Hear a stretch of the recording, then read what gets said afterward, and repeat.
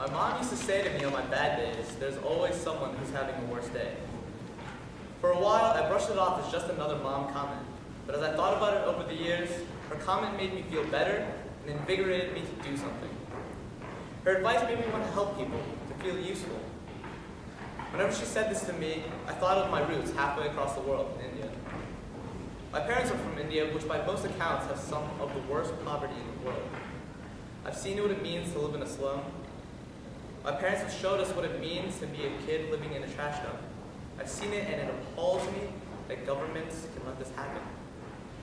That is why every time I see a nation in great need, I don't understand how governments can become bystanders. I've come to realize that as a society, we are very inwardly focused. Part of it is due to the daily pressures that we experience and duties we must fulfill. Part of it is due to the media's portrayal of the busy American. However, the main perpetrator of American narrow-mindedness is our government. Pressing domestic issues do exist, but at the present time, the world needs our help. Conflicts need resolutions, countries need financial aid, and people need basic materials. Many of you will ask, why America? What obligation do we have to help others? What makes the United States the chosen nation? Who are we to provide aid and end wars?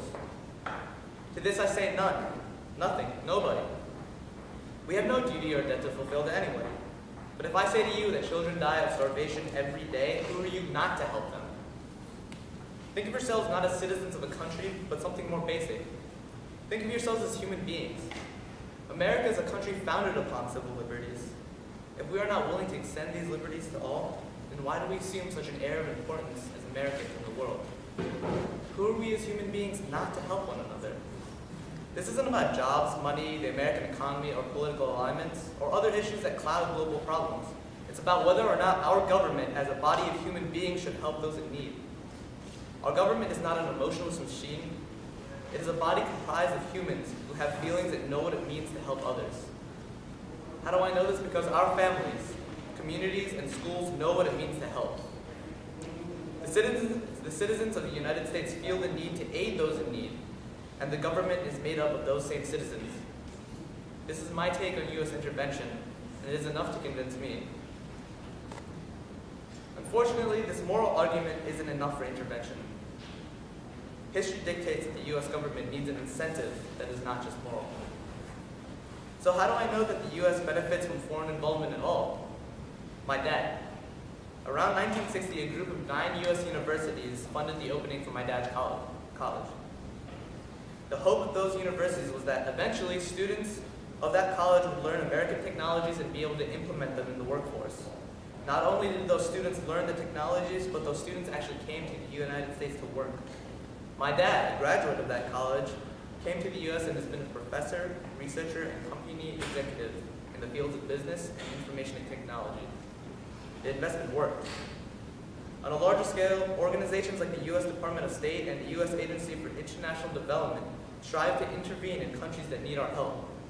Hillary Clinton, the current Secretary of State, believes that civilian power of the United States, combined force of civilians working together across the U.S. government, practice diplomacy, carry out development projects, and prevent and respond to crises is the solution. Through the use of civilian-based organizations, we will build relationships with countries that need aid.